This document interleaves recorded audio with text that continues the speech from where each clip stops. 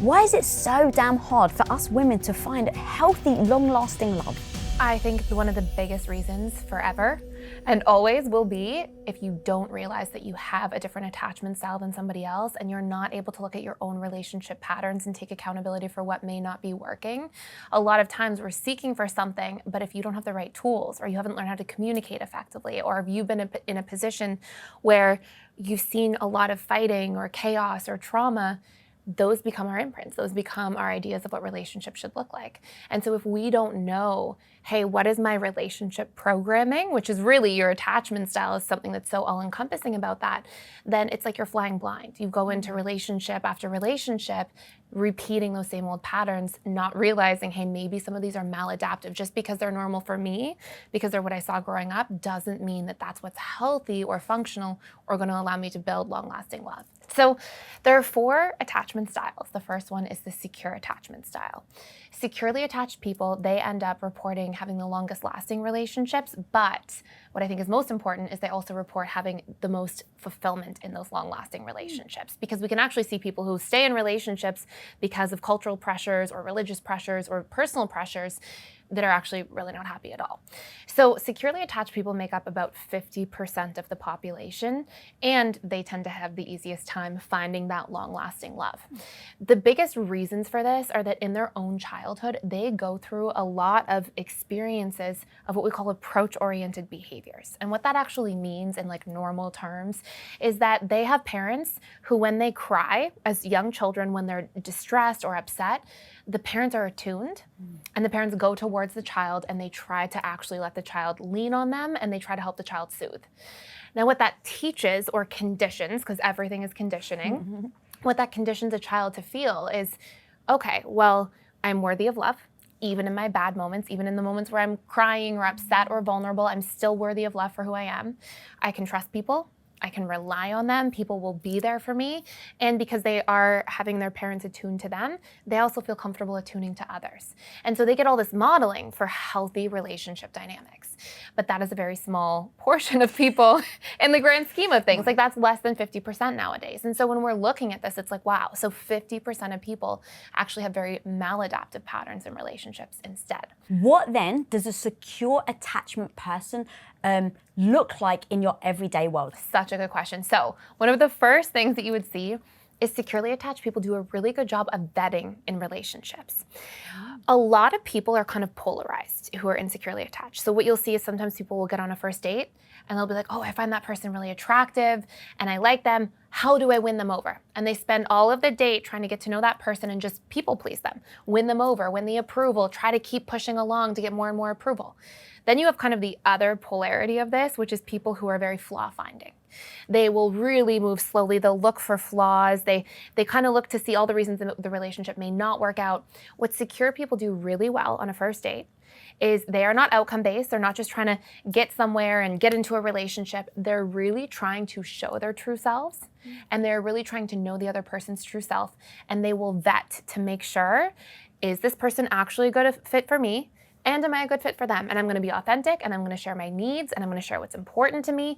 And so they do a really good job of actually showing up for the dating process to see if there's compatibility. And it's actually something that most people really struggle with because they're either people pleasing or they're going into a space of like flaw finding.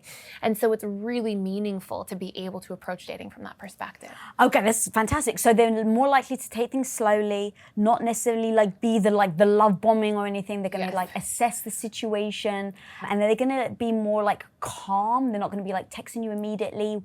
Yeah, they're going to be in this middle ground. You can think of the secure person as being balanced. So they have no problem being vulnerable. You'll hear them share vulnerably on a date. They'll open up about things. They're really showing themselves, but they're not going to be doing it for an outcome. They're doing it for the outcome of truly getting to know somebody. They're present in the dating experience. You'll see a lot of them when they're on that first date specifically, they'll use a lot of feeling-based language. They'll share about what they're feeling or what they're experiencing. And they're not in a place, to your point, to what you said, they're not love bombing. They're They're not like, oh my gosh, just feeding you all these compliments all the time. They'll give a compliment or two, but it's in a balanced way and it's sincere. It's not, oh my gosh, I'm so infatuated with you. You're all these things. It's really sincere and genuine. They're grounded. They're stable.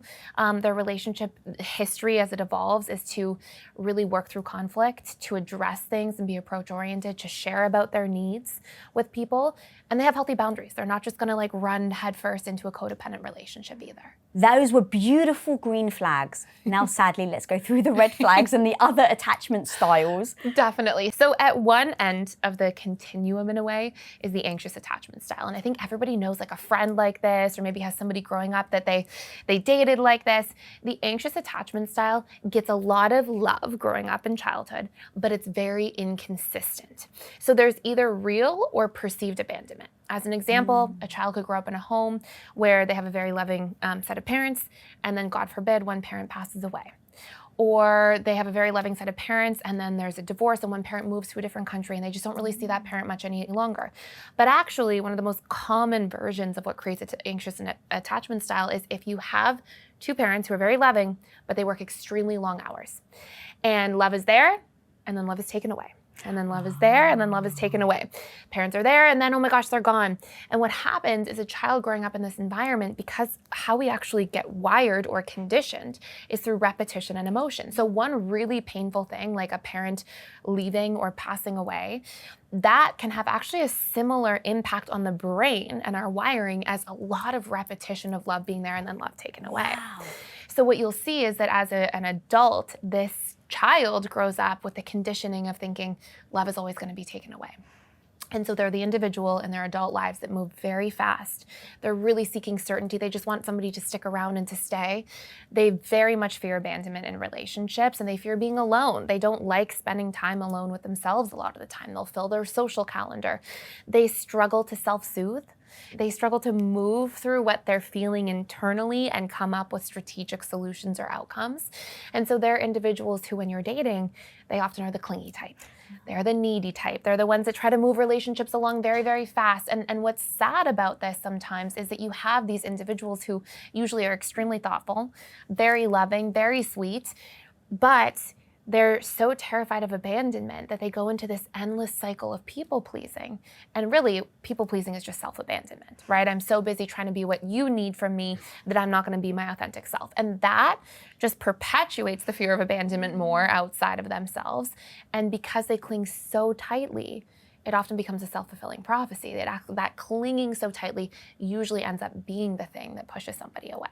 All right, guys, we'll be right back with Thais, but I just wanted to ask you, if this episode or any other Women of Impact episode is bringing you value, please smash that subscribe button down below, because you have no idea how much that becomes a calling card to all women out there that this is the place, this is the community to be a part of, because we've got each other's backs. So smash that subscribe button. Thanks for listening. Now back to the episode.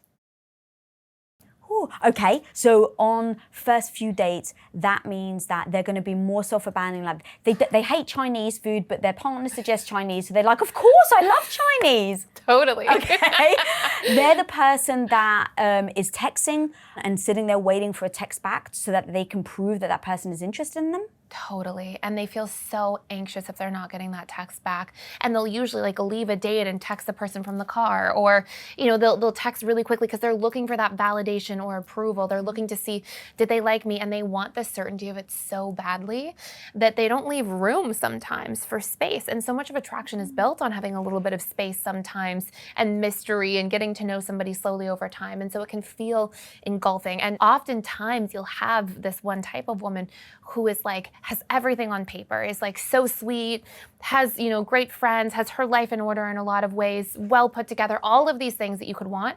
And then she goes from relationship to relationship in this cycle of falling for somebody, getting really interested really quickly, developing feelings really fast, choosing unavailable people, and we can talk about why that happens in a minute too, but often choosing unavailable people subconsciously without realizing, and then goes through failed relationship after failed relationship and just ends up feeling like, what is wrong with me that I can't seem to find somebody to settle down with? Why is this happening to me despite trying so hard? So we can break it down. So number one, there's two things you need to know that we'll add into the story to make it make sense. So the first thing is that the conscious mind, our logical thinking, analytical self, is responsible for 3 to 5% of all of our beliefs, thoughts, emotions, and actions. That's like who we think of as ourselves, is this little tip of the iceberg. And what's really interesting is that our subconscious mind, one of its most important things that it's focused on is to survive. It's very survival wired. So at the end of the day, what ends up happening is we associate familiarity with safety and thus survival. So we will always end up investing in people and situations that are the most familiar. Now you have to ask, what is the most familiar? It is the way that we treat ourselves. So the relationship we have to ourselves is what is most familiar. Now here's what's really interesting. From an anxious attachment style, they dismiss themselves. They avoid themselves because they're so busy people pleasing and they are so externally focused. So they throw their feelings under the rug. They become what people need them to be or what they think people need them to be. They're in a place of being completely emotionally unavailable to themselves. And so that when somebody comes along and treats you that way, conscious mind says, oh, that's kind of a red flag. This person's a little bit unavailable. Subconscious mind goes, ooh, I have the butterflies because this is familiar and thus safe, and thus we invest from that perspective. And you'll actually see this across the board. It's like one of the biggest things I would see a lot of the time, and there are definitely exceptions to this, but a lot of the time, even back when I was running my private practice, I would work with a lot of people coming out of abusive relationships. And it is nobody's fault ever. I want to be super clear that we are choosing these people or that there are people treating us in this way. This is our conditioning, there's a history for it, but it's a huge part of the healing process. And a lot of times, individuals that would end up in relationships with abusive individuals, a lot of their internal conditioning first was such that they didn't empathize with themselves because they were so busy people pleasing somebody else. They put their own feelings last. They would violate their own boundaries to please others, and they would be really self-critical and harsh to themselves. And so then we pick people who will mirror that back to us. We invest in people. The second thing is that when we first meet somebody, our conscious mind is taking up about 40 to 60 bits per second of data, of information about somebody. Our subconscious mind and unconscious together are taking in up to 1 billion bits per second of data. So what happens is we meet somebody and we end up having this teeny tiny conscious impression, but there's actually this big subconscious web of information that we're taking in. And I think 93.5% or so of communication is nonverbal. So based on people's text messages on the dating apps and how somebody's communicating, or when we meet somebody in person, how long they maintain eye contact, their body language, their micro expressions, their tone of voice, that's actually building this huge web of information. And so a lot of anxiously attached people end up on a first date being like, oh, that person didn't maintain eye contact much, or they were kind of distracted, or they were and it's leaving this subconscious impression of like, oh, they're emotionally unavailable. Oh, that's very familiar and thus safe. Now I'm interested. And so that's where we're choosing from. And that's part of why it's so important to learn what is necessary to change our attachment style, because that means we are actually changing the relationship we have to ourselves and how we treat ourselves. And in doing that, we will start choosing people who treat us in the new way we treat ourselves, not that old way. So 2 questions. Number 1, I'm just like you. I'm never looking to blame or make anyone feel badly. I just want the knowledge. And so this might be a hard question to ask, but I really mean this genuinely. Are anxious attachment styles, those people, are they more likely to end up in abusive relationships? Statistically, yes. And it's because they will go into relationship dynamics where they're so busy people pleasing that they filter out the red flags. And another part that plays a huge role into that is that when we are in a space of chronic people pleasing, we also are not vetting. So we're not looking at the red flags. We're not taking ourselves into consideration. And another big feature of the anxious attachment style is they outsource their needs externally. So they really struggle to meet their needs within the relationship to themselves. It's part of why they panic so much when somebody pulls away, because it's like the only source of our needs. And I often give individuals this analogy that, like, imagine you go into a gas station and you're driving into the gas station and your gas tank is fully empty. You're like, the gas station better be open. You're like panicking. So you drive into the gas station and oh my God, it's closed, and you're just absolutely panicked. But imagine instead that you go through life and you are driving one day, oh, I should get some gas, my gas tank's half full. You drive into the gas station, it's closed. oh, that's an inconvenience, but I'm fine. I can just drive to the next one. It's okay. That's kind of how the anxious attachment style is operating, because they are so busy trying to win over other people to get their needs met from them, and they really struggle to meet their needs in the relationship to themselves. So what ends up happening is their gas tank's always on empty. And so the moment that somebody comes with a bouquet of red flags, but they give you this tiny breadcrumb of something, you're gonna take it because you need that need to be met so badly because your gas tank is on empty that it's like, I'll take anything. I'll take breadcrumbs because I'm starving. And so they are in a place where they've starved themselves of the relationship to themselves and of the ability to meet their own needs. So they will put up with red flags, they will put up with poor behavior because they don't know how to meet their needs themselves. So they have to go back to other people. So there's this context of, unfortunately, got conditioning that makes them more vulnerable to being in bad relationships, unhealthy relationships, and of mirroring back to them the way that they're unfortunately treating themselves. And that's part of why they're so scared to sit with themselves and why they keep outsourcing their needs in this like hamster wheel kind of cycle, because it's scary to sit with a stranger, and it's scary to sit, if you are a stranger to yourself, it feels really uncomfortable. And so one of the biggest things, and I know we'll go into like the healing part in a little bit, but one of the biggest things for actually changing your attachment style if you're anxious is being able to sit with yourself and get to know yourself like you're dating somebody from scratch. Actually ask self-connection questions. What's important to me? What do I feel on a regular basis? Learn to attune to themselves again. What's important to me in regards to my needs? What makes me happy? What are my boundaries that I'm not setting in career or around money or with friendships or family relationships? They actually have to get to know themselves as if they're like going on a first date with somebody else, and it's a process. And once you know yourself more, you can advocate for your truth. You can show up for yourself. You can back yourself, but it's something they struggle with so much. So dismissive avoidants are basically the opposite in many ways of the anxious attachment style. And their overarching themes for their life is they grow up in a childhood or an environment where the overarching theme is neglect. And sometimes it can be this very overt neglect. Food's never on the table. Kids are like, parents are just never home or around. But a lot of times it's very covert neglect. It's like the parents are just not emotionally attuned to the children at all. And the parents are always distracted or on their phones or busy, or when the child has emotions, it's like, get out of here. Like, come back later when you figure it out. And there's this actual neglecting of the emotions, but sometimes a rejection of the emotions too. And in certain cases, you'll get dismissive avoidants who also are a little bit enmeshed. They're taking on their parents' feelings, and that's making them feel like really overwhelmed and engulfed. But again, the parents are just not attuned to the child. So there's no reciprocity in that, or very, very minimal. And so what happens is a child in that environment grows up and they go, okay, it feels terrible. Children are wired for attunement. It feels terrible to need something and yearn for something and never get it. So they adapt to that by just basically shutting down their need to emotionally connect and just going into a space of, I'm going to be hyper independent. I'm not going to be vulnerable. I'm not going to express emotion. I'm not going to feel vulnerable, because at least that gives me relief. And so this child grows up and they end up a few things. They end up, number one, being very sensitive to criticism, believe it or not. They're very stoic as adults, and so sometimes it's hard to tell.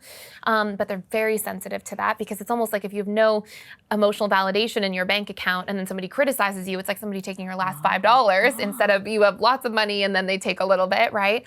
And it's also because they shut themselves down in advance from it. They don't want to feel vulnerable again like they did in childhood. They don't want to feel ashamed of having emotions and constantly feeling like their needs and emotions won't be met or validated. And so they grow up as adults to be people that are extremely independent, extremely scared of relying on other people. And a lot of times they'll date somebody, get to know somebody, get some feelings, and then when they actually start to attach, as soon as they start to get real feelings, they're like, I don't want to feel this vulnerable, this scares me.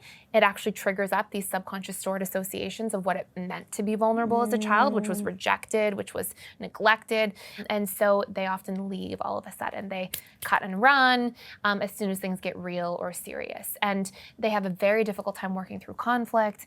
They become the flaw finders in dating. They look for any little flaw because they don't know how to work through conflict.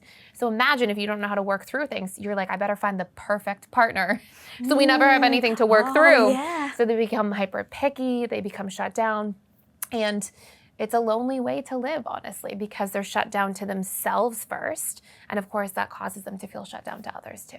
Oh my God, so many questions, girl. This is so well put. Okay, so You said that they're more likely to look at flaws. The first thing that came to mind is if you're the type of person that finds these days the kids, they call it like the ick, right? Like, oh, I had the ick over he listened to that type of song and I can't believe he listened to that song, so I'm never going to date them again. So if you're the person that is very susceptible to icks, maybe that's you. That would be a good sign that you may be a dismissive avoidant 100%. Okay, amazing.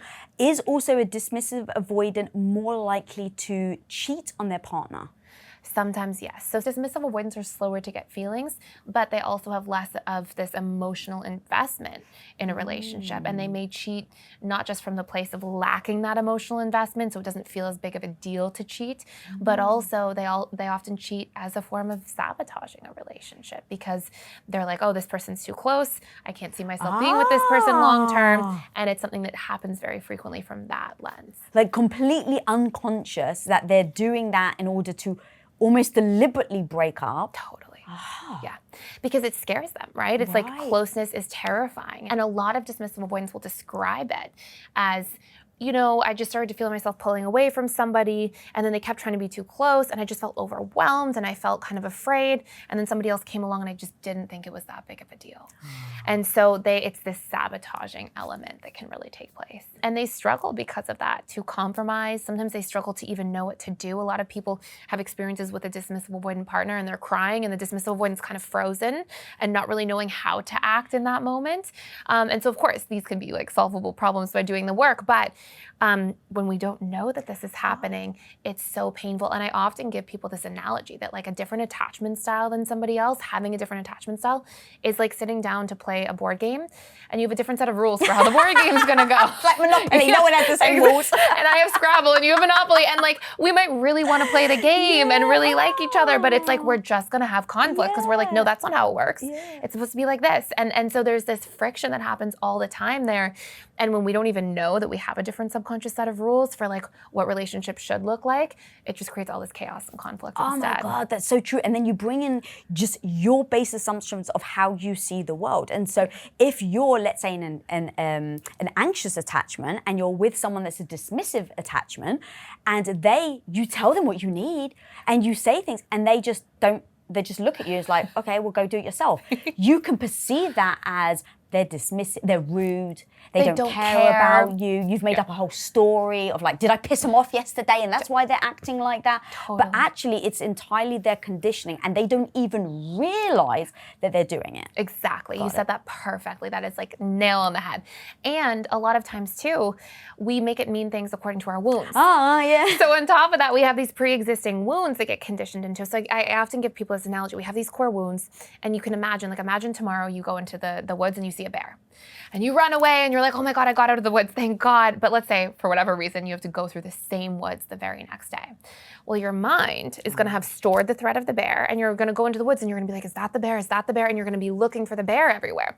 Because what our mind is designed to do is when we go through painful or threatening experiences, we store them and then we reproject them back out onto everything to try to keep ourselves safe.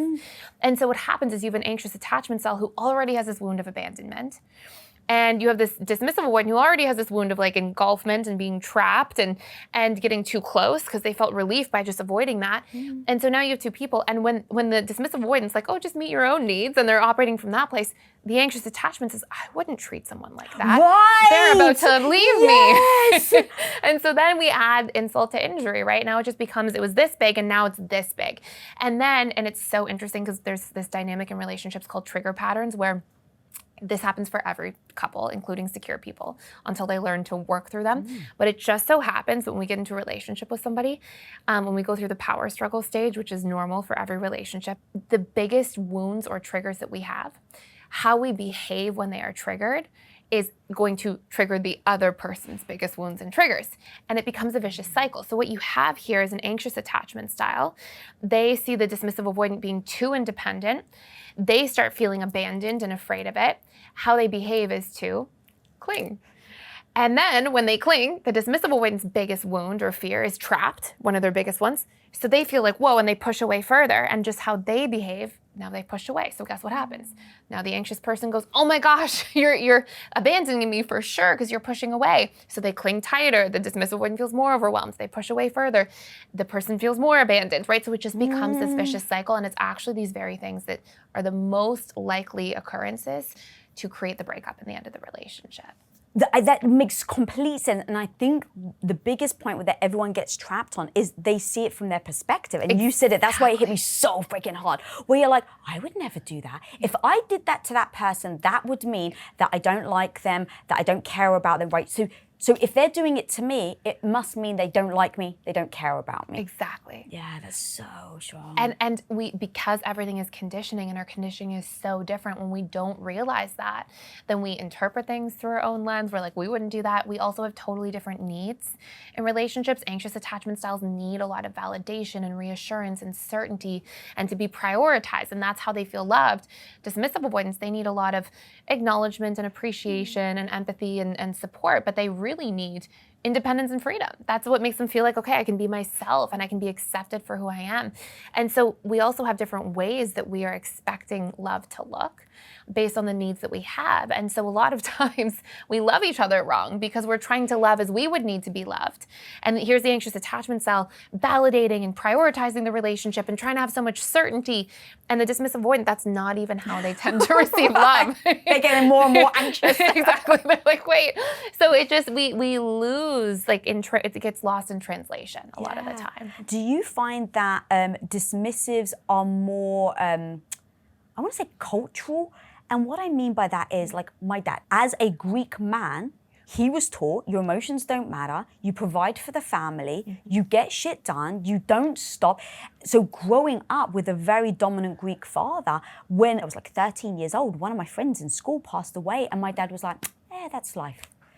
So obviously he doesn't mean to dismiss my feelings, but because of his upbringing. So do you notice that there's certain like cultures that are around dismissive attachments? Exactly. So yes. So there's a couple things. So culture plays a role, right? Like you're going to see in a lot of Asian cultures, for example, there's a lot more dismissive avoidance because that's a lot of the cultural programming.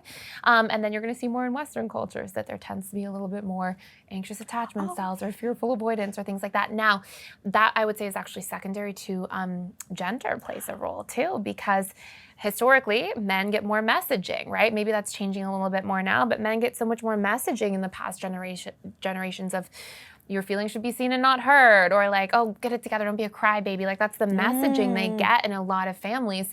And so you'll see that often men and women or young children, girls and boys are often treated differently. Women there's a little more space held for emotions. So is it safe to say then more females are anxious attachment and more males are dismissive attachment? Statistically in the Western world, through and through, yes. Wow, Yeah. Okay. But what is so interesting is that two dismissive avoidants, a male and female, they're actually very unlikely to stay in a relationship together.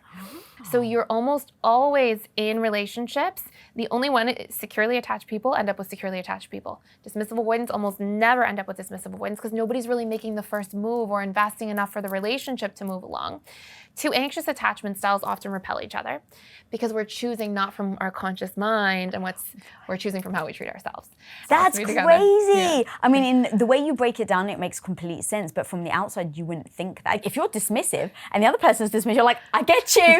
I get you. Like you would just feel so seen. But you're so right. At that point, it's like no one's bothering to make a date. No one's bothering to do anything. You're just dismissing no one wants each to be other. vulnerable. There's no progress for the relationship. Right. And I can remember, like I had clients who, I remember this one individual, and I'll just call him Jay because it was the letter of his first name. And he really liked this woman, and it was his friend.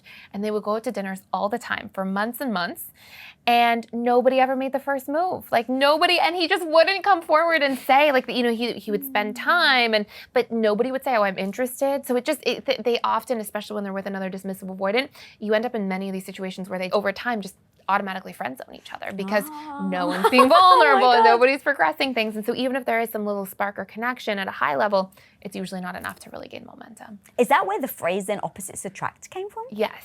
So there's three things that drive attraction. One of the first is people who express your repressed traits, because we're also wired for wholeness, right? So if somebody is very outgoing and we're very shy, well, we're going to feel really attracted to that. And it's a subconscious mind trying to get closer to those traits for a sense of wholeness. Yeah. I remember for my husband, for example, like I remember we were on like our first or second date and he saw his old boss, and his boss came and said like, oh, I want you to come back and work again.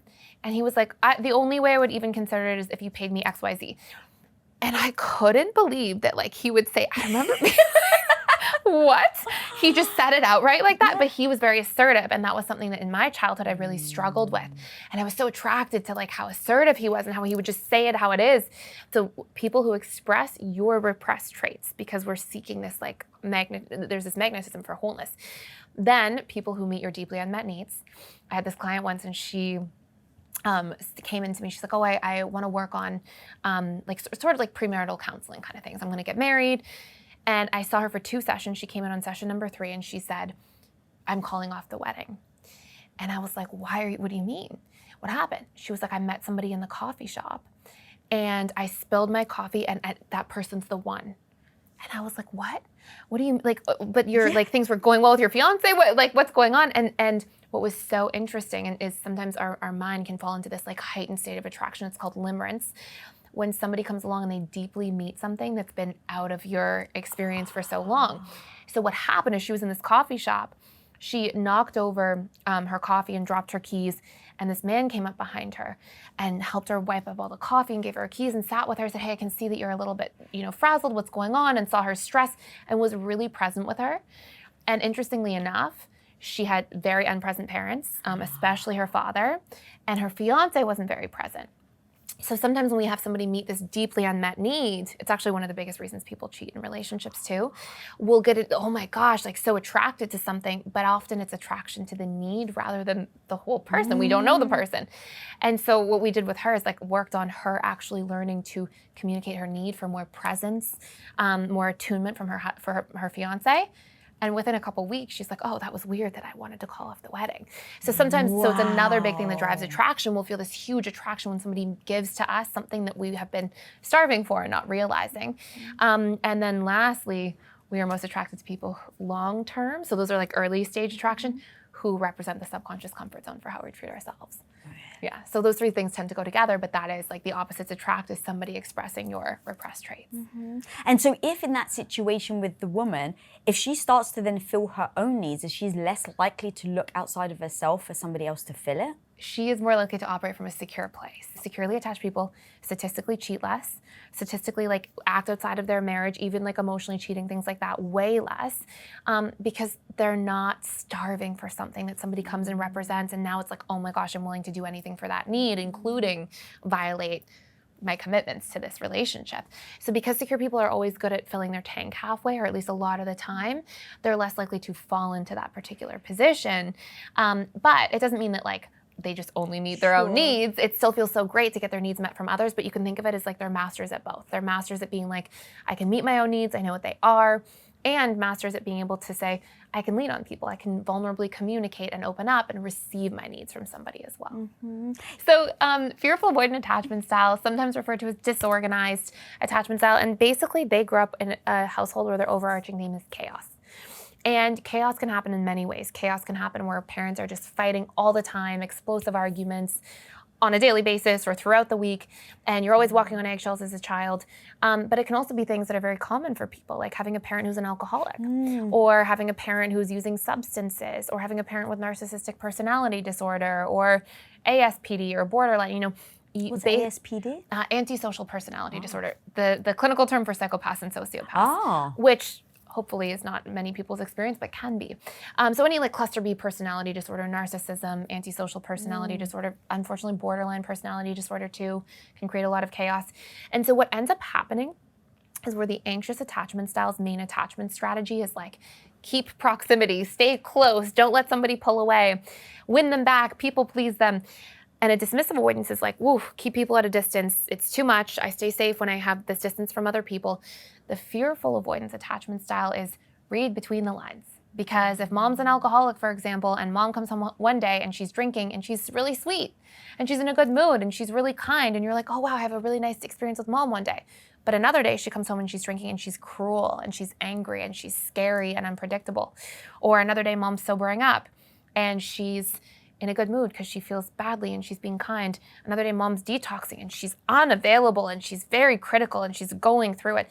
The overarching theme is like if you have a really unhealthy parent with a cluster B personality disorder or some sort of mental health issue that's really intense that gets taken out on the children, or a parent with substance use issues, alcoholism, or just parents who are constantly arguing and fighting, the overarching theme around attachment is like you never know what you're gonna get.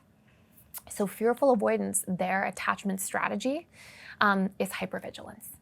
So they become individuals who are hyper attuned to like body language, tone of voice, recognize everything, every little shift in a pattern they notice. I often joke with fearful avoidance, they're like the human lie detectors. Like they're like, they'll like hold on to every little detail of a story. They make great cops and they CIA do, for agents. real, yeah. And they'll hold on to things. Like if all this time passes, they'll be like, wait, but 3 months ago you said the story this way and now the story is this way. And they store information, they notice everything.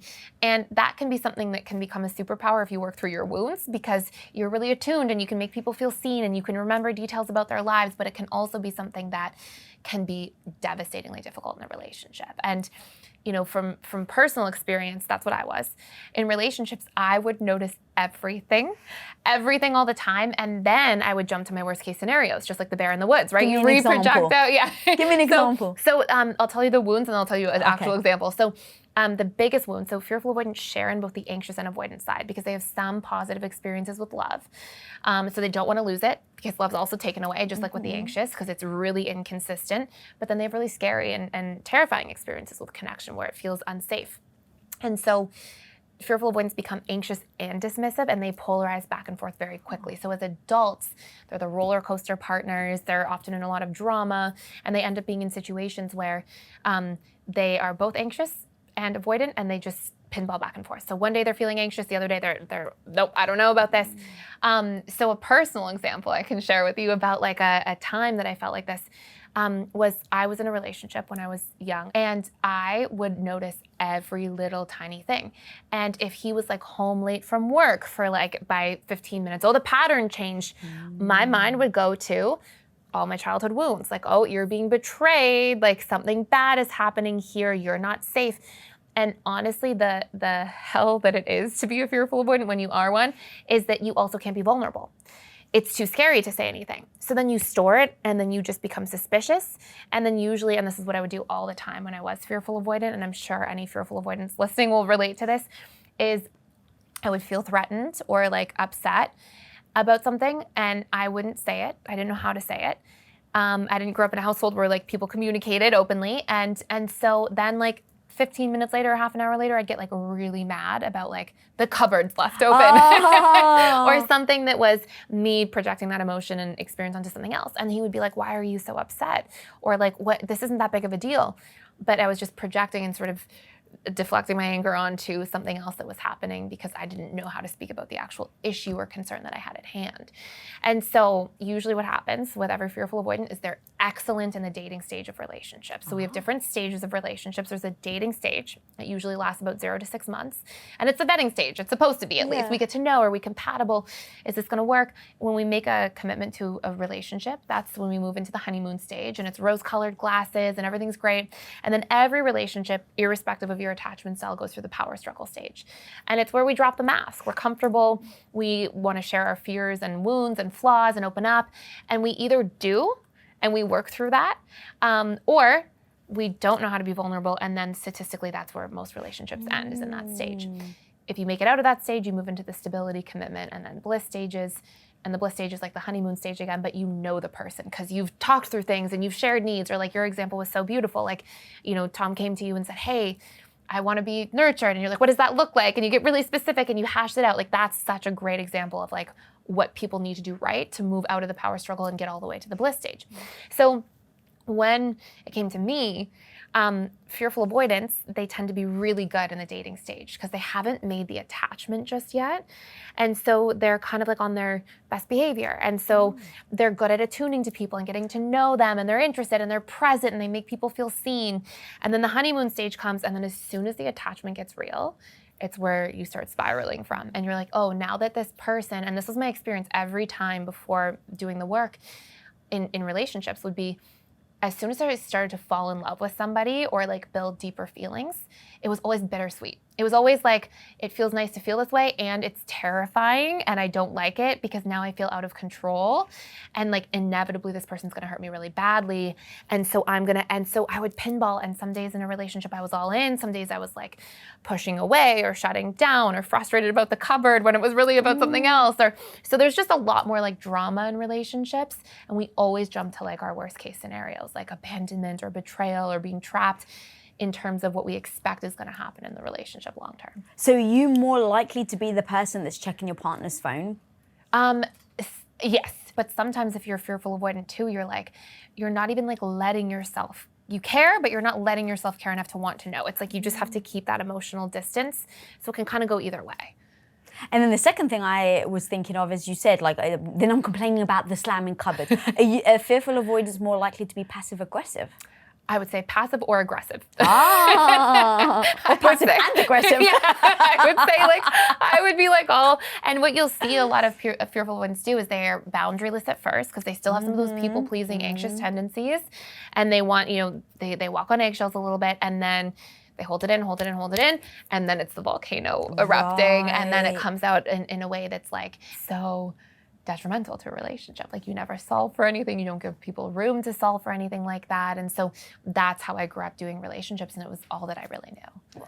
Yeah. Okay, this has been so thoroughly interesting and fascinating. So what's the best and the worst combinations?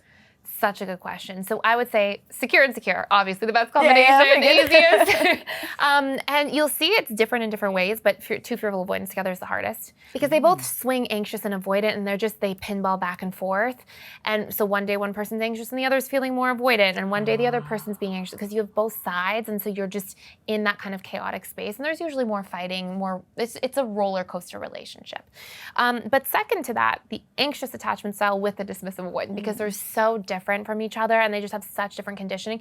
They won't become as volatile in relationships as you would see with fearful avoidance, but they are so confused. And how everything they do is almost in opposition. Like the anxious attachment style wants more time together, the dismissive avoidant wants time apart. How they need to soothe is like on my own with you. Everything is so different that it just becomes, as soon as they get into their power struggle stage, it just becomes like very, very confusing. And honestly, unless you learn communication tools, learn your own needs, learn boundaries, learn how to self-soothe, unless you learn those basic tools, then you're just going to see the relationship inevitably dissolve at the power struggle stage. I hate to ask this question, but I really do want to know, what's the worst from a heartbreak standpoint? Look, heartbreak is hard enough, but there are some people where heartbreak happens, they learn from it, they assess, they change, they grow, they find somebody else. But then there's heartbreak that actually brings women to their knees, where they just can't ever get back up. And I was just wondering if there was a commonality there in a style of attachment. Usually anxious attachment styles, yeah, because they can give up their identity for somebody else so quickly, because their identity is almost permeable in a way. Like they don't really know who they are, they're not really advocating for themselves, they don't really have stable boundaries, so their inner sense of self can be a little bit unstable. And so when they attach to somebody so deeply and they make that person the cornerstone of their world, I mean, I've seen so many anxious attachment women who they give up their career dreams and goals, they give up their friendships, they give up spending time with their family relationships, they just become like the sidekick for this person and the center of their universe. And when that person leaves you, what do you have left? And then on top of that, those are the types of individuals who will say, their stories they'll tell will be like, I'm going to be alone forever, I'm unlovable, I'm unworthy, I'm not good enough, and that's why this didn't work out. And they tend to really take on the fault of relationships rather than seeing it realistically as like, hey, two people and the compatibility. They see it as like, it was all me, and they really take a lot of the blame. So those are the ones that like, it will bring them to their knees, and they really have a hard time picking the pieces back up a lot of the time. And they can have these really extended breakup periods where they're just in like acute suffering. But interestingly, dismissive avoidant attachment styles, in certain cases, dismissive avoidant women can actually have a very hard time with heartbreak too. And I call it the boomerang effect, because a lot of times when they break up from a relationship, they're like, oh, I'm free, I'm fine, everything's good. But one thing that anxious attachment styles do that dismissive avoidants don't, is they do reach out to people. So they will reach out to friends. Reach out to people. Yeah, so they will reach out to friends or to family, and they'll spend time with other people, and that can help them like start to move along a little bit. Dismissive avoidance, they get into situations a lot of the time where they will go through a breakup, and then they'll just shut down and close their heart more, right? They'll go into a place of going, I really don't need anybody. Oh, that was a lot of effort. I'm not really made for relationships. I don't want to be vulnerable like that. I don't want to feel that way. And sometimes because then they don't get their needs met from people much at all, they can really isolate after breakups. And specifically if dismissive avoidant women are isolating a lot after a breakup, or just in, divulging themselves, like engulfing themselves in work or their creature comforts or distractions, but not getting human connection, they can actually fall into like a bit of a state of depression long after.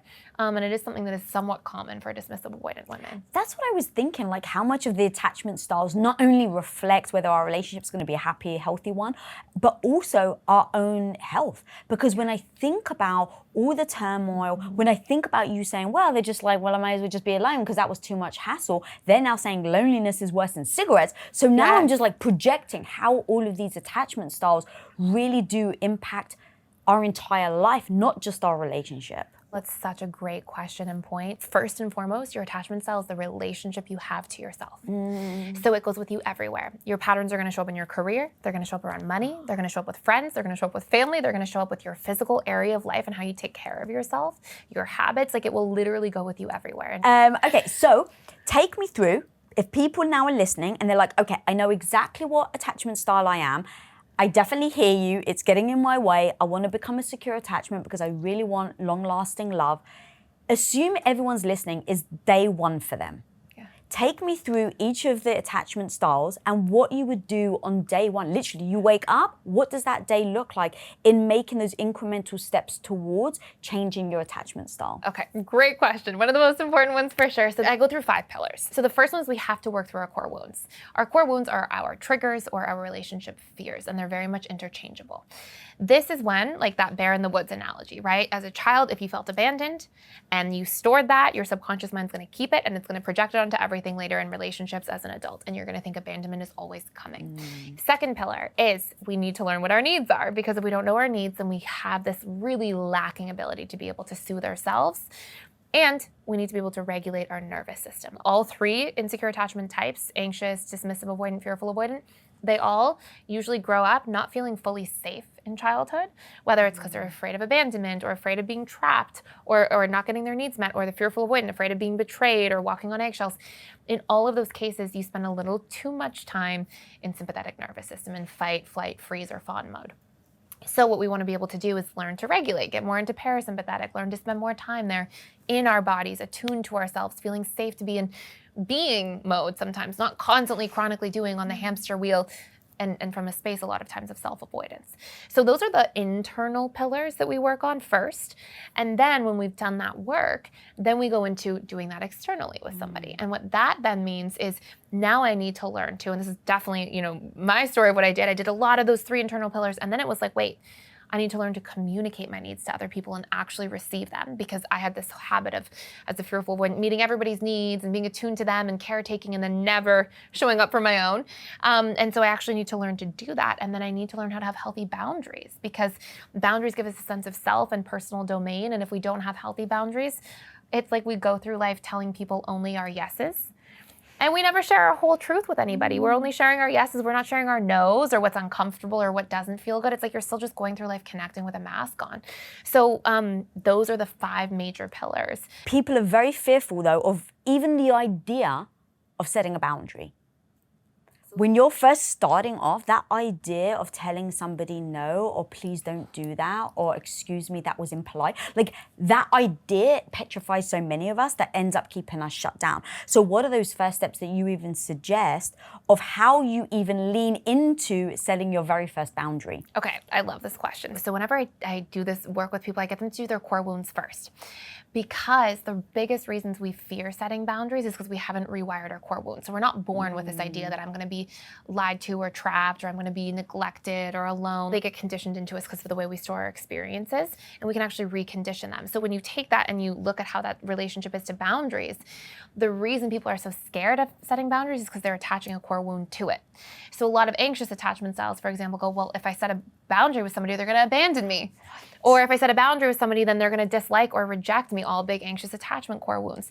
So by rewiring those core wounds first, we're less afraid. But the 3 steps for boundary setting is, number 1, to audit our boundaries, to look at where we're struggling with them so we can make that information conscious, to actually look at work and money and friends and family and really look like, where am I not setting any boundaries and where do I need them? Number 2, to work through our core wounds around the boundaries so we're not so afraid. And then number 3, we practice exposure work. So we slowly, incrementally train our brain to set boundaries first with our closest, trusted, sweetest people in our lives. And we do it with the smallest things. So maybe it's your coworker who's also your really good friend, and you say, oh, you borrowed my stapler, can you give it back? And we practice doing those really small boundaries for a week or 2. And then we go to slightly harder people, like, maybe your parent who's a little tough, or maybe a friend who you're not as close with. And we set more boundaries. And usually it's a 21-day cycle of doing exposure work. And by the time we're at the end of that 21 days of daily boundary setting in small and then large ways, and when we've rewired that core wound, all of a sudden boundaries actually come as something much more natural. So when you look at the idea of a core wound, for anxious attachment styles, the big core wounds are, I'll be abandoned, alone, excluded, disliked, rejected, unloved, unsafe if somebody leaves me. So those are their big core fears, the stories, the things that really hurt them and land painfully with them. Dismissive avoidance are I will be trapped, I will be helpless, I will be powerless if I stay in a relationship, I will be weak if I'm vulnerable, I will be defective or shameful if I open up and show my emotions. It's unsafe to be in conflict. Those are their big core fears. And again, you can see how these fears drive so much of our behavior. Yeah. Fearful avoidance have a little bit of both, the anxious side, the abandonment, the fear of being trapped, but they also have deep fears of being unworthy and betrayed. So with our core wounds, the first thing we have to realize is these are not conscious. 0% of them are conscious. And unfortunately, so much of the Western world and a lot of the Western model of how we deal with things is to treat things at the conscious level. Talk therapy, learn about them, analyze them, be aware of them, and that's great. But all the work that I do is how do we pattern it into our subconscious mind, because that's responsible for your 95% of your behavior, and that's where we're actually going to see the results and the momentum. So the first thing is, with core wounds, there's a 3-step exercise, okay? So the first step is to find your core wound and its opposite. So probably, since I just listed them off per attachment style, people know what their big core wounds are. And let's just say, for the sake of it being easy to unpack, we'll use not good enough. Okay, a really common one for people. I am not good enough. So what do? Well, we find the opposite. I am good enough. That's step 1, really easy. Step 2, I don't believe in affirmations at all, because your affirmations are just your conscious mind speaking to your conscious mind. Oh, I've never heard it described like that. That's genius. And it's because your conscious mind speaks language and your subconscious mind doesn't speak language at all. It speaks in emotions and images. So if I say to you, whatever you do not think of the pink elephant. Right? Oh, I'm funny thinking about the pink elephant. Yeah, right away. And so your conscious mind hears language, hears do not, but your subconscious flash an image of a pink elephant. So a lot of times people do all these affirmations or all these things, and they're just the problem is not conscious. Nobody's waking up every morning being I'm going to tell myself I'm not good enough 150 times today and see how I feel. These are these old stories, these old subconscious narratives that we jump into. They're pre-conditioned. They're programmed into us from painful past experiences. So step 2, after we find in step 1 the core wound and its opposite, not good enough, I am good enough, we come up with 10 pieces of memory that support you are good enough. Why do we use memory? Because every single memory we have is just a container of emotions and images. So if you think of your favorite childhood memory, and let's just pretend it's you're playing on the playground with your friends, you would see the images of the slide. And we've all seen people, when they tell an old story, they smile still, or they laugh, or they're telling, and so all that emotion is still there. I showed up yesterday as a good friend. Or 3 weeks ago, I had a hard conversation with my boss. Or, 2 weeks before that, and it can be these tiny things. I did all my morning routines on time. So we want these little things that elicit a tiny bit of emotion, and we can see the images, and then we write them down. And step 3 is we literally listen back. It takes 2 or 3 minutes a day. we listen back for 21 days because a lot of research into neuroplasticity is like if you get repetition, emotion, and imagery across 21 days, it fires and wires the neural networks strong enough where they're now going to become solid and stick. When you say you listen back, you mean you just repeat that cycle? You record it. You record it into your phone, or you can just record it on paper. Memories? The memories.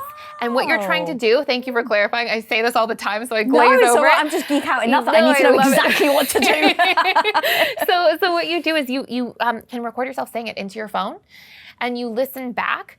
And when you're listening, you want to make sure it gets subconscious. So you have to be present for like the 1 or 2 minutes, and you want to really see the images and feel the emotions as much as you can. And now you're using your conscious mind to speak to your subconscious.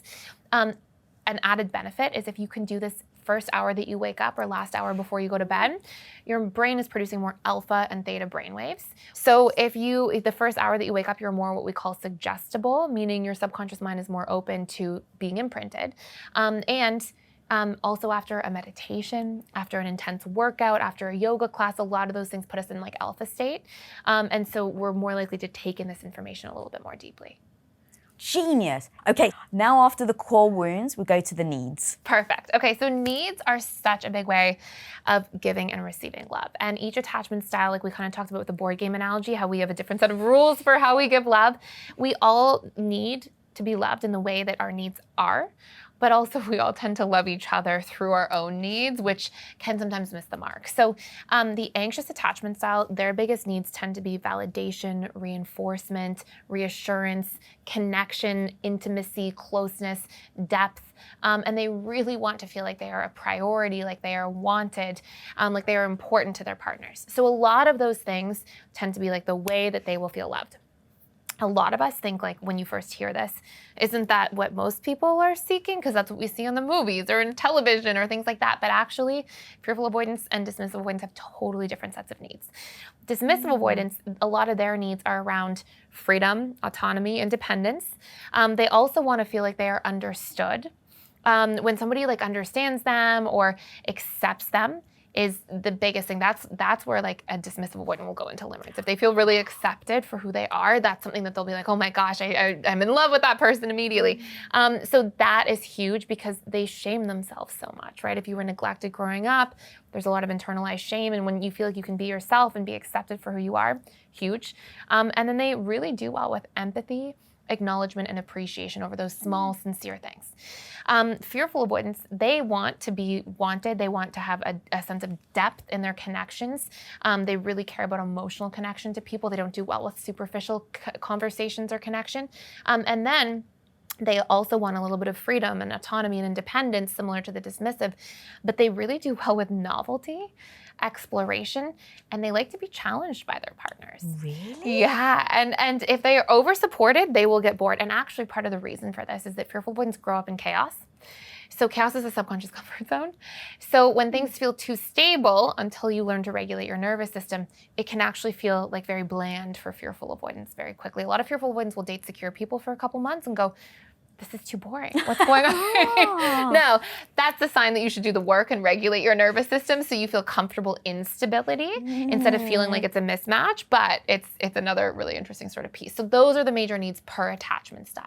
Okay, so question, what's the difference then? Because I bet you we're all gonna fall into this trap between needs and wants. I would say this. I would say that wants are, when we actually just break down like the mechanics of it, wants are your conscious mind. They're your desires.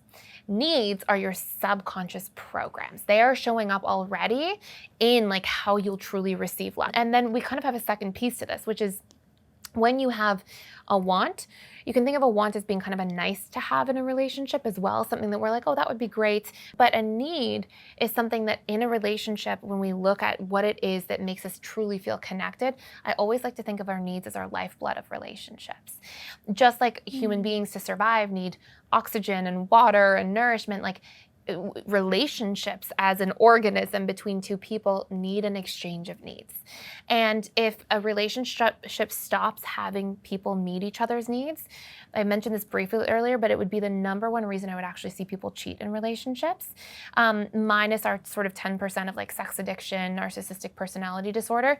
90% of like our everyday people who enter into a loving relationship and cheat years later, the without exception, the biggest overarching theme was always, and I saw this with couple after couple after couple, was always that we didn't communicate our needs, how we need to feel loved. Our partner wasn't receiving or meeting them. And over time, we felt like, oh, then the person doesn't love me. It grew emotional distance. And then the mind justifies. Oh, well, they don't care about me anyways.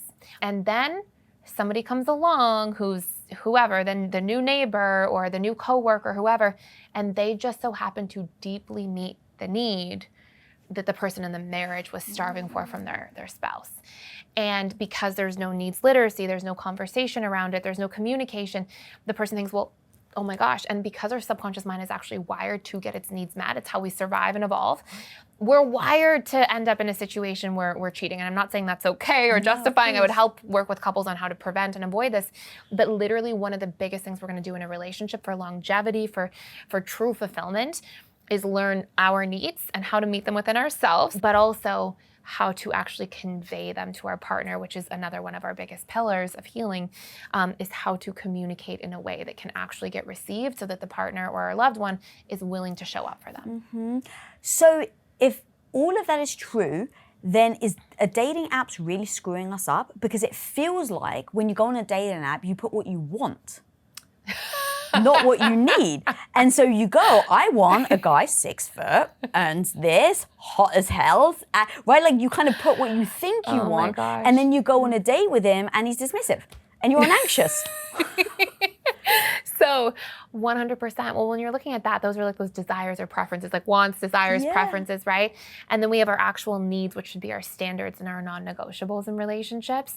And a lot of times, unfortunately, if somebody doesn't deeply know themselves, then we're going to be entering into a space where we're like coming at dating through those conscious desires, wants, preferences, not realizing there's all this subconscious programming happening beneath the surface, and that we're going to end up investing in people who just are part of our subconscious comfort zone yet again. But I just want to say one other thing about actually knowing our needs, and pillar number 2 before we go into 3, is that we have to, when we start knowing our needs, what we want to avoid is exactly what you hit the nail on the head with earlier, which is we want to avoid going, oh, I know my needs now.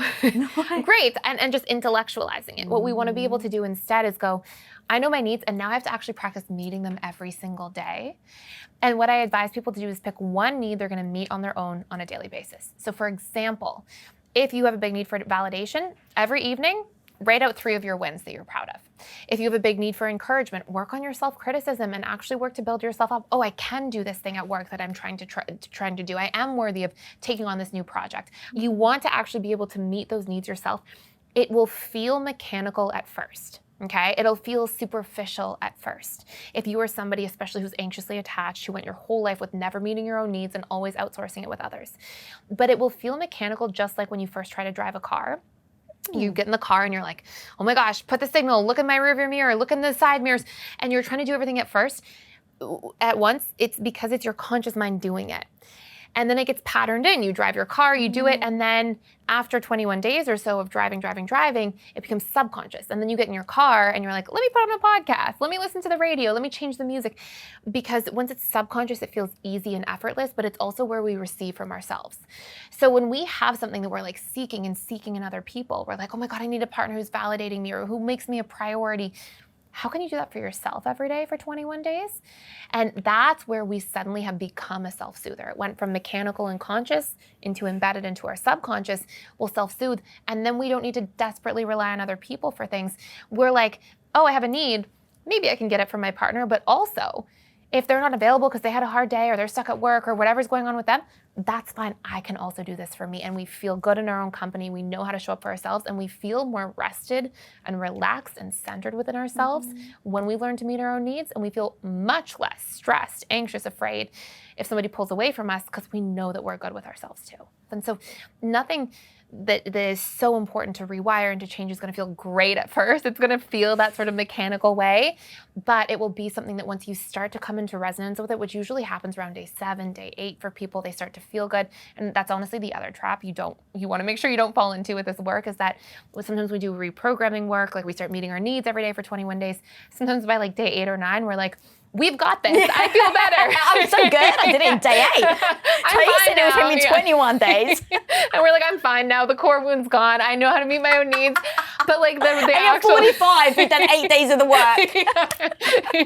But the actual research shows a bare minimum of 21. So we have to get to 21 for anybody who's like, oh, I feel way better at day 8. Keep with it, stick to it. And over time, that's where like that becomes your new set point. That becomes your new baseline and new normal. Okay, one more trap that I worry people will go into. As you're doing this work, how do you assess a need that is really true that your subconscious really needs, or unrealistic expectations? Oof, this is a great question. An expectation is a need that we haven't communicated and that we're out of relationship to with ourselves. That's all an expectation is. So what happens is we have an expectation and we go, let's pretend I'm an anxious attachment style because it's a really obvious one. And I go, my partner should be soothing my emotions at all times. Okay, so then my partner's emotionally unavailable one day or they're busy. I'm like, oh, how dare they do this to me? I can't believe this. And I take it so personally, and then I tell stories around it, and it's actually because of those two things. Number one, I didn't convert it into a need and say, hey, I need some support and soothing, and this is what it looks like. And then number two, it's something that I have no idea how to do. And if you actually look at every single person's expectations, we always expect the most, the things that we know how to do in the relationship to ourselves the least. Whoa. Yeah. So like when I was a fearful avoidant, I was like, God forbid somebody had like an incongruent story. Oh God, hang on a minute. You said you ate an apple and now you're telling me a pear? Were you really at that park? And so the big reason for this is I had no idea how to trust. So you better be perfect so I never have to deal with my own stuff.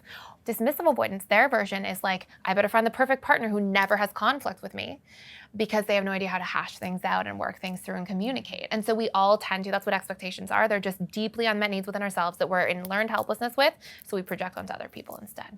So I often say this is a 3-step solution. The things that you're hurt because you're expecting, number one, is it a solvable problem and have you communicated it?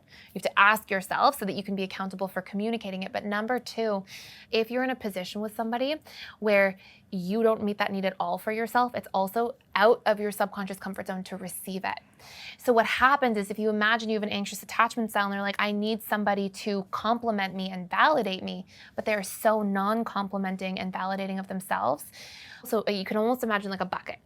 And let's say somebody comes and they compliment an anxious attachment style. Feels so good for just a moment. It leaks back out, and then the anxious attachment style is going, wait, I need more of that. Or wait, do they really mean it? Are they gonna stick around and keep giving that to me? Wait, do they have an ulterior motive? Do they really care about me? Will they? And we doubt. And so what happens is it feels unfamiliar to us.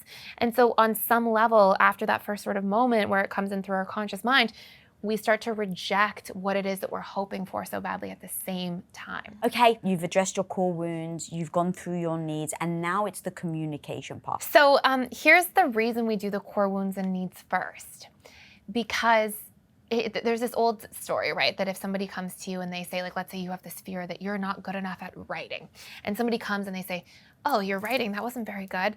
Oh my gosh, like this big fear I had when somebody rejects me, that's so painful. But if somebody comes to you, and it sounds silly, but if somebody comes and says, you're a purple monster, you're not like, oh my God, I am a purple monster. Why would they be so mean? You're like, what's wrong with that person? Like, are they okay? Yeah. Because we don't already believe it about ourselves. And so what happens is when we do the core wounds and needs work first, 2 things happen. Number one, we don't believe that we're not good enough, or we're gonna be abandoned, or we're unworthy, or we're unlovable. We're not believing these terrible things that are so painful about ourselves any longer, which means we can withstand rejection without personalizing it so deeply. We're not like, oh, they rejected me because I am in fact unlovable or not good enough. Our mind doesn't go to those old narratives in the same way. So it's just not as personal. And secondly, I know how to meet my own needs. So if the person's not available to meet it or to do it, I'm still okay. So now we actually have primed ourselves to be able to go into communication and realize a couple of things. Communication is for me.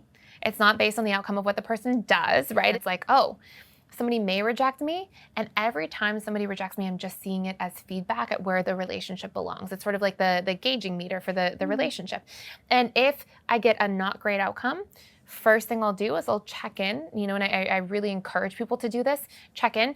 Did I communicate well? Did I do some of the things we said earlier? Did I positively frame? Did I get specific? Do I know what my actual need is that I'm trying to convey?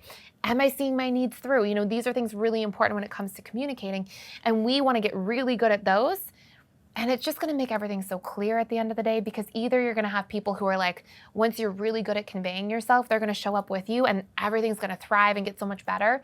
Or you're going to see, wow, I have somebody who's actually not willing to be in a reciprocal relationship, or they're not willing to be, investing in this the way I'm trying to, or investing in them, despite me making it really easy for them. And then we can reassess what level of closeness that relationship belongs at. Is that going to be a 5, or it's our closest relationship, or is it going to be a 3, like more of an acquaintance? And so that's something we can do with our friends, family members, romantic partners, people we're dating. And I like to think of communication as being also a part of a vetting process we go through with who we want to bring closest to us, so that we can have the most fulfilled relationships as a result. So you actually said there's 5 mistakes that we make around our own needs. Number 1, you can't communicate if you don't know your needs. How many of us try to say, but I have these needs, and we don't actually know how to communicate it? Like almost everybody when you first start. Like secure people, they get modeling growing up for like people saying, hey, I need a little bit of space in this particular situation, or hey, I need some reassurance or validation, or I feel unclear, I need some certainty here. Like they grew up in families where like that communication, that language is normal. But for everybody who didn't grow up in that kind of family, who's insecurely attached, we have no idea what our needs are. And a lot of the time, people will think at a high level that they do. They'll think like, oh yeah, I know that I need somebody who's respectful. But it's like, no. What do you need to feel loved? And there's a lot of talk of like the 5 love languages, like Gary Chapman's 5 love languages, and his work's amazing. But those are still like umbrellas. They're not, when we actually have our needs directly met, it actually lands so much more deeply than just love languages. So for example, I have a love language of quality time. That's my biggest love language. But I have a big need for emotional connection. And if you sit me down with somebody and we're watching a television show, or you sit me down with somebody and we're having a deep conversation, it's like night and day. So just because I'm spending quality time, like that's a nice umbrella kind of term, but it's like when you can get to the need instead, it just lands so much more deeply. So I know I have a big need for emotional connection. I like to have real open conversations and share ideas and get to know people more deeply. And so that's everybody. We all have relationship needs, but most of us at best know our love languages, and at worst don't even know our needs or our love languages at all. Yeah. But we expect the other person to know it. Oh, of course. It's like we don't even know it, but we're like, you don't know my needs? And when they don't, we're like, they don't care about me. Yeah. They're not listening to me. They don't care about me. They're not attentive. Oh my God, that's too funny. Okay, number 2, you aren't being specific enough. How many of us do this? This one's crazy. So this I would see all the time. So I would see people in my practice. I'll tell you one story. So I had these 2 individuals, a husband and wife, and we'll call them Mary and Bob. And they came in and Mary was like, Bob doesn't show up for me. Like he doesn't support me, going on and on, like really like unleashed. And Bob was like, okay, I'm really going to make an effort to support you. They came in a week later. And before she even sat her butt on the couch, she was like, Bob didn't do anything this week. He didn't try. And I was like, oh no. And Bob looked and like his face was like so shocked.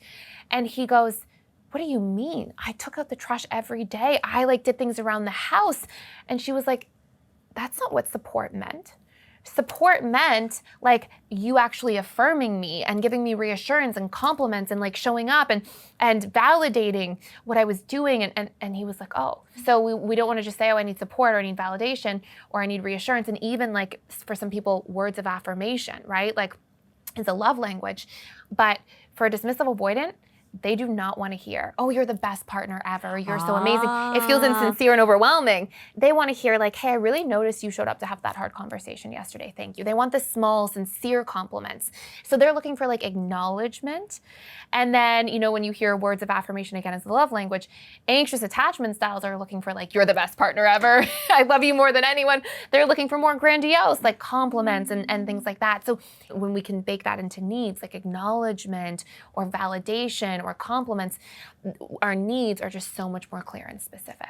I learned this the hard way. So, we're married for 22 years. And so your need 2 years ago aren't going to be the same needs that you maybe have now. Absolutely. So we're always trying to check in with each other, right? So he comes to me and he's like, babe, I know, like, because for a long time I've been in business with him. So I don't cook, I don't clean. That was my thing. If I'm going in business, I'm not doing this stuff. Yeah. But now he's come to me, he's like, I'm at a stage in our relationship where I kind of want to be nurtured a little. So I was like, okay, well, what does that look like? And he's like, I want you to preempt my needs when it comes to food.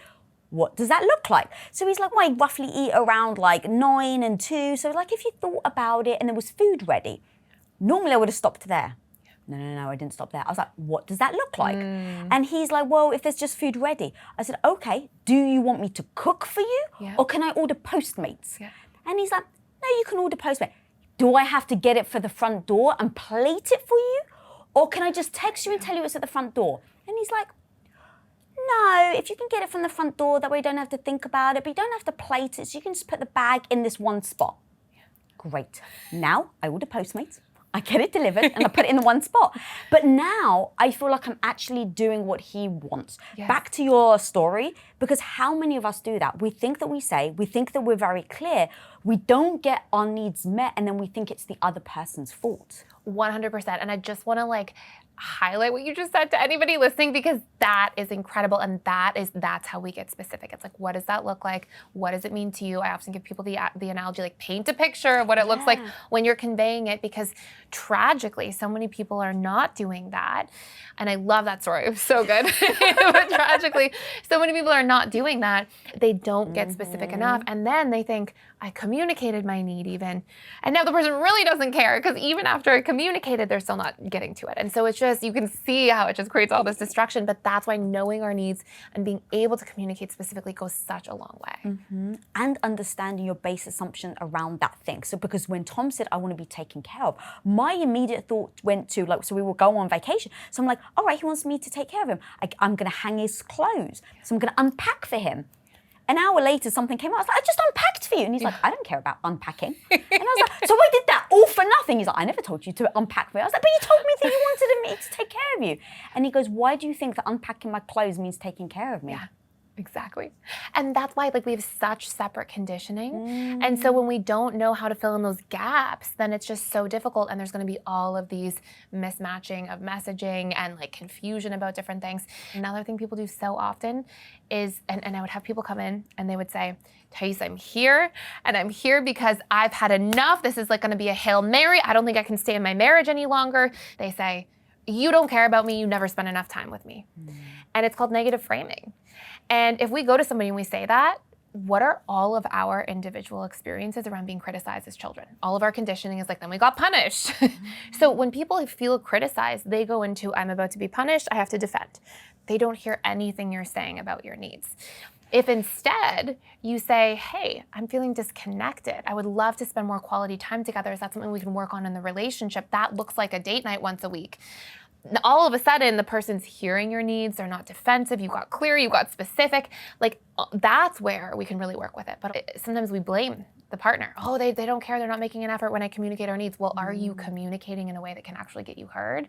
Or are you communicating from anger, frustration, resentment, and you're negatively framing instead of positively framing what you do want? And just that little tweak in communication when it comes to needs goes such a long way. Oh my. So number 3 is you fear vulnerability too much to share too much. Yeah. And this is often something that happens with both dismissive avoidance and fearful avoidance. And I'll tell from a personal story. When I was fearful avoidant, I started doing a lot of the work. And I did a lot of work on my core wounds, all those fears and abandonment and being trapped, because fearful avoidance have a little bit of both. And then met my now husband, was the first person I really dated after being alone for a while. And I was I thought, oh, I've done all this work on myself. And I had done a lot of work on fears and wounds and things like that, and regulating my emotions and meeting my own needs and self-soothing, but I hadn't done any vulnerability work really. But if you're doing the work in a relationship, you need to make sure that you're vetting, and I always tell people set a deadline. So if you're doing the work, let's pretend that it was me, and let's say my husband was somebody who was never going to do the work and was just always going to dismiss. Well, I have to set a deadline and be okay, I'm healing. I'm trying to be secure, and I'm trying to show up in the way that I would like to in a relationship and as a person. And that means I know that when I'm being vulnerable and communicating vulnerably, I should be hoping that somebody's going to respond to that and reciprocate and show up in a healthy way. And if they don't, that's not what I'm looking for right now. So we have to be willing to honor ourselves and also be okay, I'm going to set a deadline. I'm going to pour into this relationship. I'm going to practice all the communication. I'm going to work through my own core wounds and learn to meet my own needs and communicate them in healthy ways. I'm going to do all of that work. And if the needle doesn't move with that person at the end of my deadline, at the end of my 2 months, or if you've been in a long-term marriage of 10 plus years, maybe you do it for a year or 6 months. If you're in a place in your life or in a relationship where you're not happy, you're not fulfilled with the way it's going, set a deadline, do all the work, be so accountable for your side of the road, like show up for everything. And if at the end, the needle doesn't move, it's a win-win, because best case, you both grow together and the relationship totally evolves and it's amazing for both of you as individuals and collectively. Worst case, you did all this healing and growth. You know who you are. You've actually fine-tuned all of these tools to show up well for yourself. And when you know that you've poured everything into something and the needle didn't move at all, you're going to be able to walk away guilt and regret free. And so you position yourself for a win-win in that kind of scenario. All right, so number 4 mistake that we make around our needs is you don't see your needs through. How many of us do this? And I think that one of the biggest things here is we think that because we communicated our need at some point in time, that this person should remember forever, and it doesn't make room for the fact that we have such different conditioning. And when we start dating somebody or we're getting to know somebody, or even when we're in a long relationship, we actually get conditioned with how we expect them to be. So the other really crazy part of this is if you're in a relationship with somebody and they're used to you not speaking up for your needs, they're conditioned to relating to you in a way where like you're not doing that. And so then to expect that one time we're gonna say a need, that only reaches their conscious mind. We don't have enough repetition for it to be subconscious. And also people have different ways of giving and receiving love that they're used to from their own conditioning too. We want needs and talking about needs to be as easy as saying like, hey, can you pass me the cup of water? Because when we can normalize it in real time, hey, I'm missing this today. I need a little affection. I need a little love or reassurance or connection. I need you to be more present because I'm trying to share something here with you. All of those things that we can say to somebody, we want to normalize it. That's when we're communicating in a really secure way. Oh God, yeah. All right, number 5, you forget to acknowledge the work that has been put in. So I had this couple come in. This is the first time I really noticed this, and I was like, wow, I better start telling people to work on this. And she said, I need support. And for me, support looks like you doing the chores. And I feel like they were both working full time and they both had kids. And she said, I feel like I'm the one taking more care of the kids, doing more stuff around the house, and we're working the same amount of hours. We need a split. And so she did well. She communicated, she positively framed, she got specific. It was the laundry, the chores. She even said like Tuesday, Thursdays, got really specific. So she got all those first 4 pieces, right? You dialed in. Then they came back the next week. And he said, I don't know why I'm doing this. I don't know why I'm bothering to like do these things she's asking for because all she's doing is criticizing me. And I was like, well, what happened? And he said, well, I did the laundry on Tuesday, Thursday. I was all excited. I remembered. She didn't even have to remind me. And as soon as I did it, she criticized the way I did it with every little thing. She said, you folded it wrong. You didn't do this. And a lot of times what happens, unfortunately, is because we've been holding in our needs for so long. When we finally do say them, we're still nitpicky about it or like kind of defensive. And that's all that's going to do is cause the other person to be like, okay, you're not seeing that I'm showing up. You're not seeing that I'm making the effort. So why am I going to do this hard work if it's still going to lead to like an argument or this frustration between us? So it's really important that we really do 2 things.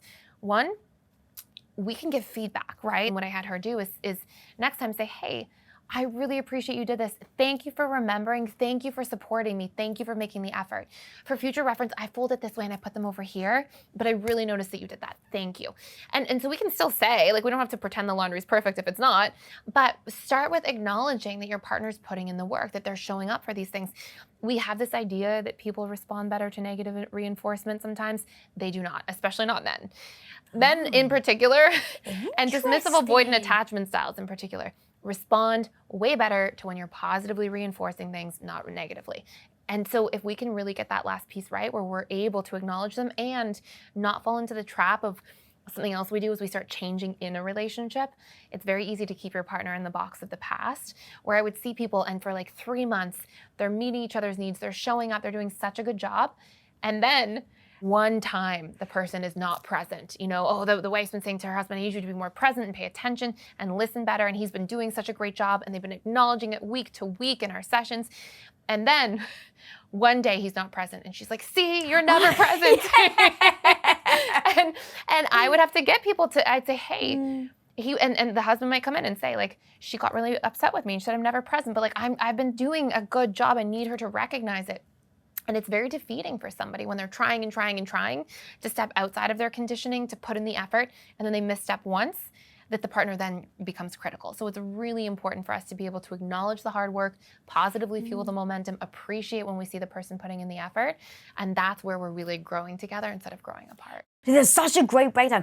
I love giving examples. Can you give me an example of a scenario where someone's like, okay, they've done the core work, they've figured out their needs, now you're going to communicate your needs. An example, I used to do this all the time.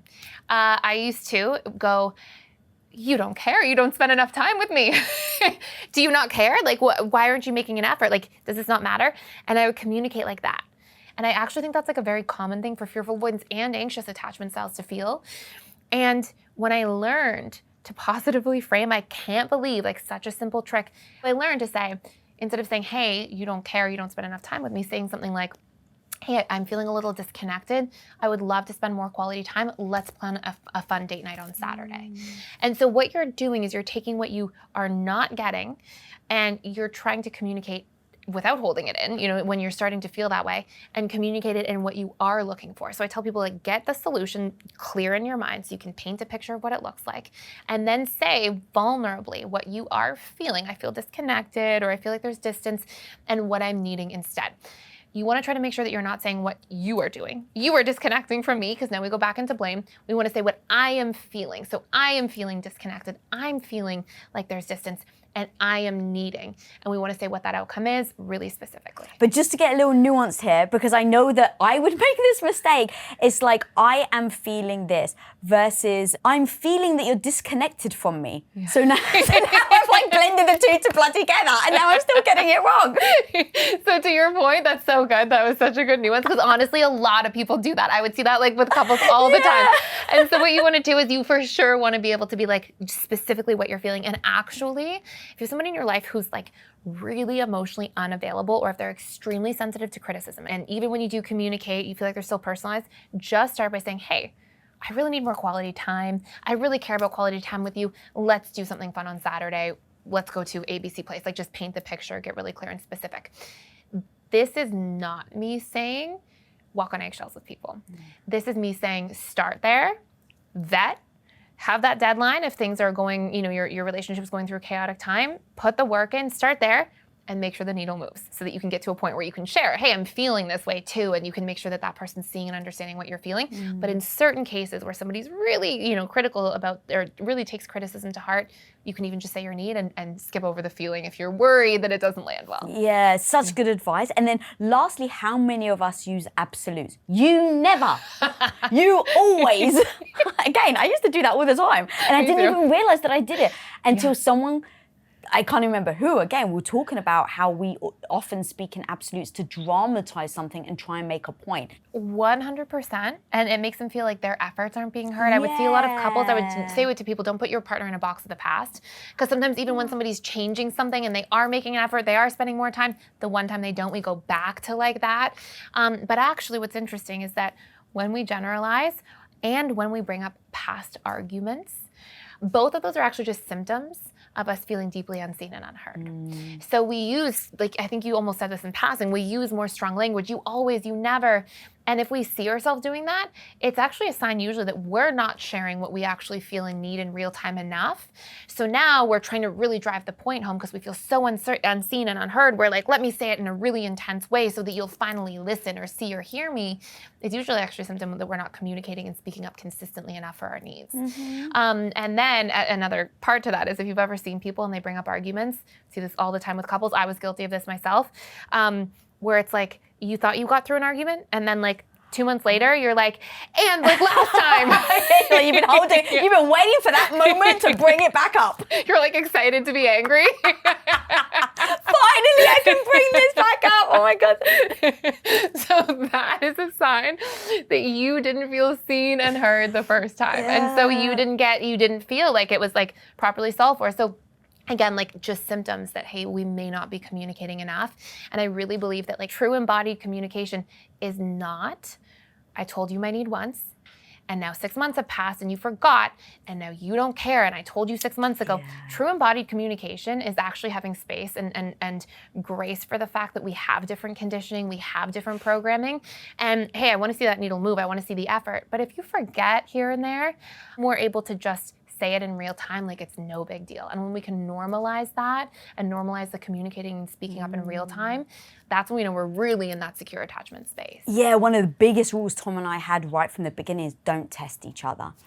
Because, for instance, he's got a really bad memory, like really bad. So if I asked him right now in front of, like, he's standing in front of me, babe, I want you to go and walk on hot coal for me, he'd be like, I'll do anything for you, babe. So he would do it. If I told him in 2 days, babe, please, can you book us a restaurant so that we can go for a lovely dinner? He'll forget. So just knowing what your partner's like, what their weaknesses are, and then not judging them on that. So what I end up doing now is when we sit together and I say my needs, there are certain things where I'll help him with the logistics of it. Yeah. So we'll sit there and we'll come up with ways that he can feel like he can really show up for me and speak the language that I can hear. I love that. And for anybody listening to this, that is an example of when you've made it to the bliss stage of a relationship. Because in the power struggle stage, it's about learning how to do these things. It's about learning like what each other's fears are and flaws are and weaknesses are, and being able to find these systems to navigate them together. And so knowing that, and I want to be clear, this isn't me saying like, oh, if your partner's a dismissive avoidant and they never make an effort at all, we're like, okay, let me just be okay with that. No, but it's about understanding, okay, they make an effort so much in these ways, but this way isn't like the way they process or the way they think or the way, okay, so I'm going to be mindful of that and I'm going to convey it and I'm going to help, I'm going to tell them or remind them if I need to. And that is when you've learned each other deeply enough and you've actually done that work to be able to come through the other side, get to that bliss stage. And it's like, we just know each other now. And it doesn't mean we'll never have a conflict or never have an issue. It just means that when that happens, we are able to address it, we're able to talk through it, and we understand each other and what's going on and how to move through those things way more effectively. Yeah, oh my God, that's so true. And one of the stories, the whole don't test actually came from very early on. And I'm very blessed that a lot of this came early on, because as you're talking and even going over these attachments, like there are things that very much resonate, but I think that I've worked on it enough to become as secure. So that's like in all the breakdown that we're saying, this is how to become as secure. I've done a lot of this work, but I think it came to, there was one time very young, we just met, it was like first year Christmas, and I'd been hinting because I was taught, especially as a Greek woman, it's like, you don't say what you want. Yeah. It's like, you don't speak up, you don't become needy, right? So like, I never thought that I could ask for what I wanted. So I was just like, well, you just hint. Yeah. And if he cares about me enough, he'll know the hint, he'll figure it out and he'll deliver on it. So that's my mindset. So I'm thinking, right, if he's a great boyfriend, then he will hear me and I will get the gift that I want. So Christmas Day comes, I open up the gift, and we were in different countries. I was in England at the time. And I had hinted for a small little watch. It was like fairly cheap, but it was a little watch. I got teeth whitening strips. That's right, people at home, you heard me right. I hinted for a watch. And he got me teeth whitening strips. Now, in that moment, I was like, what the fuck is this? He was so excited for me to open the box because he thought he nailed it. And what his goal was to make his girlfriend happy. And when I was like, and he's like, did I get it? I was like, not exactly. He was crestfallen. He was literally heartbroken because he's like, I didn't get what you wanted. And so in that moment, I realized that what he cares about is making me happy, is pleasing me, is meeting my needs. And if I'm not willing to even articulate my needs, how the hell is he supposed to get there? Totally. I love that. That's such a beautiful so example. It's like the best freaking story ever, especially because it was teeth whitening strips. It's like, if it was a shirt, it wouldn't have been as funny. But and I was like, did I hint that I wanted whiter teeth? It's like, yeah, you did. So I guess he was paying attention. He was trying really hard. He was. But that's the place that like communication makes such a big difference. And honestly, one of the like sad and almost tragedies that I would see sometimes with people is they love each other so much.